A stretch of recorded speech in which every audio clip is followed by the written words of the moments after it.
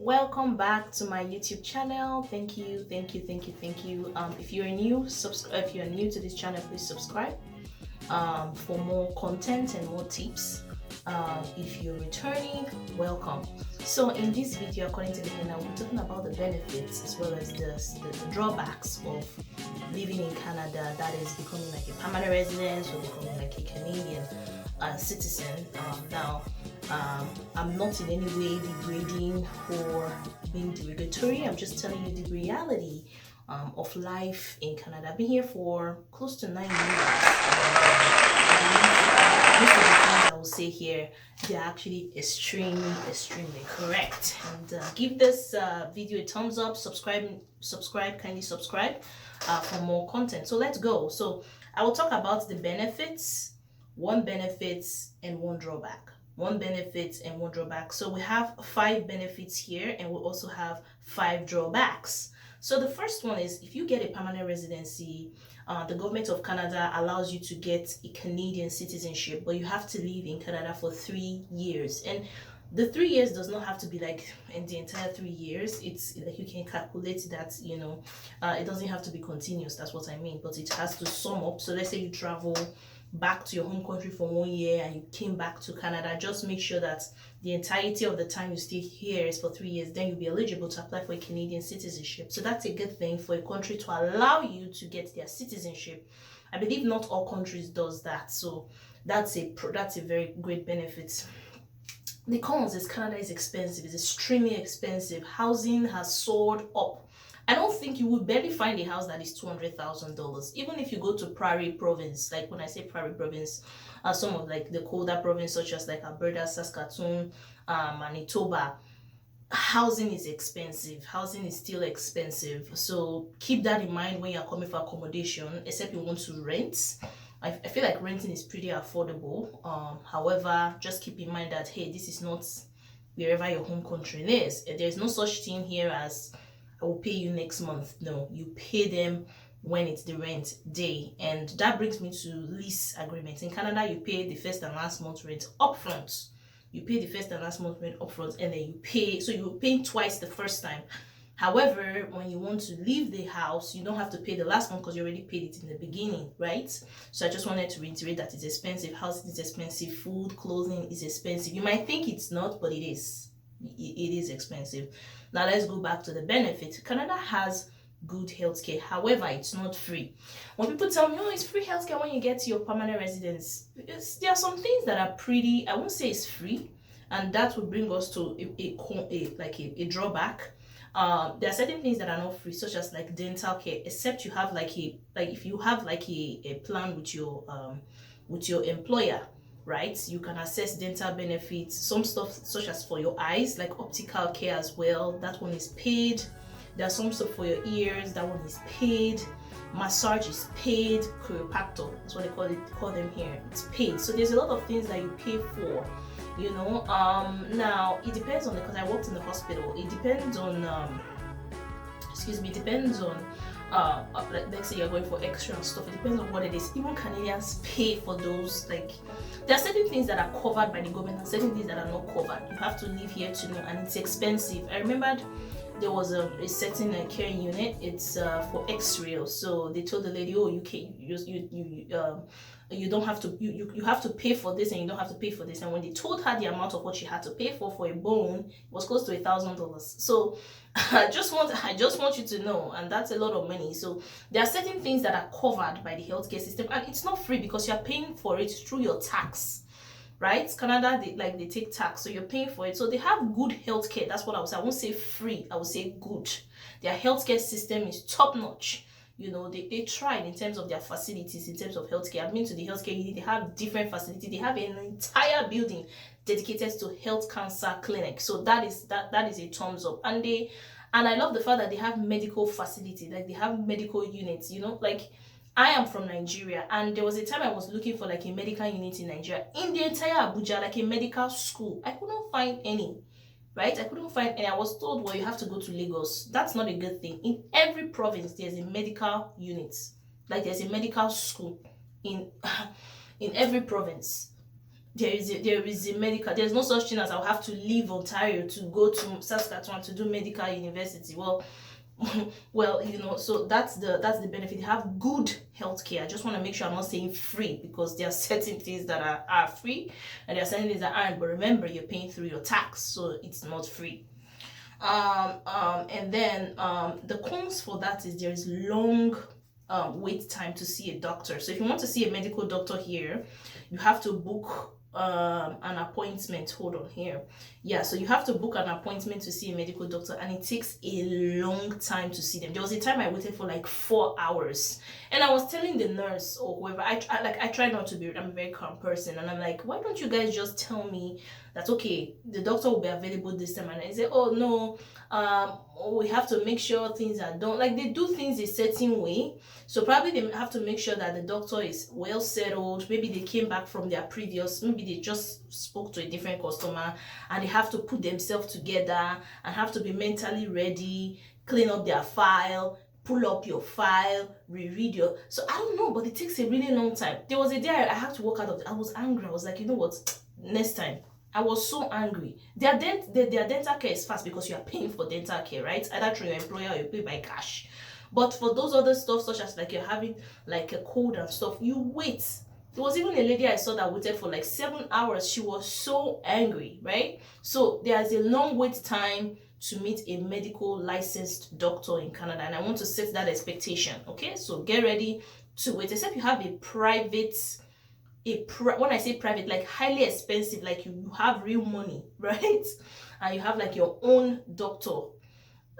That's the only time I believe they might have. But that waiting period, that 1 to 2 hour waiting period, is a thing here. So setting that expectation. Like I said, I just want to reiterate, this is my experience in Canada from people I've gathered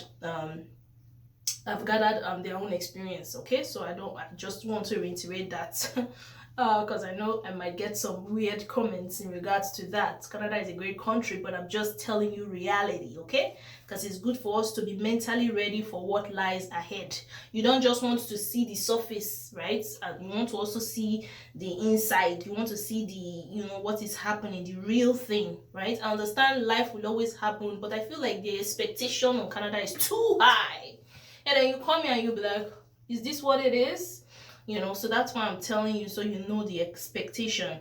So that is for that. And then they have good education system. It's unbeatable. Like, do you know the United States hire nurses from Canada to come and work there? So it's quite fascinating to know that, because their healthcare is top notch. You cannot bribe your way through their education system. Everything is hard work. If you get an A, you worked for that A. There's no such thing as, oh, I want to cheat or malpractice. And if you are caught, you can get banned right away from the university. So you don't want to do that. So it's a lot of work. So that's why I tell people who are coming to study, it's a lot of work. If you're trying to get an A, there was a time I did not sleep for an entire day. And I did well in that course because I had my exams back to back. So I just want to set the expectation, right? It's a lot of work, but the education system is top notch. And when you get a Canadian degree, you have a Canadian degree. Nobody's taking it away from you. You understand? And you can use it in the US. You can use it in almost all the countries in the world. That gets me to a drawback. A drawback here is that you got a Canadian degree is not necessarily equated that you get a good job. Let me just set that expectation. You might still have to go back to school and do a master's degree or do a PhD to land your ideal job. So you have to start with a low-skill job. Even cleaning, you might end up cleaning, you might end up doing dishwashing, McDonald's and all that before you finally get that ideal job that you want to get. I'm just setting the expectation because these are things that are happening. And you see people, immigrants going back to their home country saying, I thought Canada, we are setting the expectation. It's good. However, everything takes time. Everything takes time. And you have to set that expectation. It's not fast delivery. It's not a quick scheme. Okay? So I'm just setting that expectation. So getting your ideal job takes a while. And this brings me to, and I included a cheat sheet in the description. Please subscribe. And this brings me to plan ahead. Before you get your approval, just plan ahead, put it in a sheet of paper. Okay, I'm going to Canada. If you're coming as a permanent resident straight directly from Canada, plan ahead. That's okay. 2 years down the line, after I raise this amount of money, I'll go back to school. Or 3 years down the line, after I do this, I will go back. I would, maybe start a business. Plan it down the line, and then work backwards. So let's say you say, oh, 5 years from now I'm going to go back to school, blah blah blah. When you come here, you work backwards. People do 3, 4, 5 jobs just to pay bills. So Canada is, I already said that it's expensive. Just because you pay for utilities, some it's all inclusive. You pay for gas, you pay for it's extremely, it's high, especially if you live in Ontario. And on the next videos I'll start talking about each province, so you are aware of what you are coming into, right? What you are coming into. So yeah, so we talked about getting your ideal job takes a while, and I talked about good education system. So I want to talk about tax. This is the sweet thing about Canada. When you work for a certain amount of time, so let's say you work for a year or 2 years, and then you're still working with the same company, or even if you're not working with the same company, you can always file for your tax the year after, and they give you quite a lot of money. If you schooled in Canada, they give you like around 3,000 to 4,000 free money, but you have to file for it, and you have to show that you actually worked for that amount of time. And I like that, because in Nigeria, where I'm from, who is going to give you free money? Nobody gives anybody any free money. So, and I think that is something Nigerians like. And also they have benefits if you have children. That being said, you want to be careful though. A lot of people come here, they get pregnant and just give it. Well, everybody to their decision, right? I'm not advising you. Choose what you want to do. It's your life. I just wanted to talk about that. So they have you can file for tax and get a certain money back, and that money can help cover some of the costs, right? It can cover the utility bill, it can cover the gas. I had a car at one point and it was extremely expensive. I was going to mention that as well. Make sure if you're coming to Canada, you plan for, if you want to get a vehicle, because getting a vehicle is a necessity. Getting a vehicle is, when it gets cold, your ears, your nails, your nose, your throat, it gets, scratchy and all that. So make sure you plan ahead. And I included a free guide, so you look at it and you fill things in. It's like an assessment, and get on board and be prepared. So that's the tax. They give you money back from after filing your tax, and that's a benefit. Okay, and so I also want to mention the drawback. Canada is extremely independent. Even if you have a family, it's you and your family. Like, except you have to go pay, which technically that's like you have to pay for stuff. But in Nigeria now, like someone can help you do something and you don't have to pay. And be, oh, thank you, sir, thank you, ma. Like for instance, you have your gatekeeper. You have a gatekeeper, you tell a gatekeeper, just help me throw that away. You can't do that here. You have to pay someone to throw the garbage away, or you have to pay for the service, right? So I wanted to set that expectation. There is no such thing as a house girl. It's a nanny, and you have to pay for the service equivalently. Okay, so I'm setting that expectation, and it's extremely independent, especially students. If you're coming here, I did cover a video about combating loneliness and depression and all those other many stuff people go through. Stress is the reality, and I'm not gonna hide it. It's the reality. Now, the last one on our list, and I really love this one, is Canada is termed the 6th most powerful passport in the world, which means you can use the passport to travel to over 183 countries. Now that's amazing. That's fantastic. Like one passport, you can go over 183 countries. That's fantastic. That's fantastic. And I kind of like that. However, you don't have to get a Canadian citizenship. If you have your PR, that's if you have PR and you just want to keep PR, that's fine. If you want to do Canadian citizenship, it's entirely up to you. The good thing about Canadian citizenship, you're not limited to stay in Canada for 2 years out of 3 years and all those things, but it's entirely up to you. Having a permanent residency is kind of equivalent to having a Canadian citizenship, but it's entirely up to you.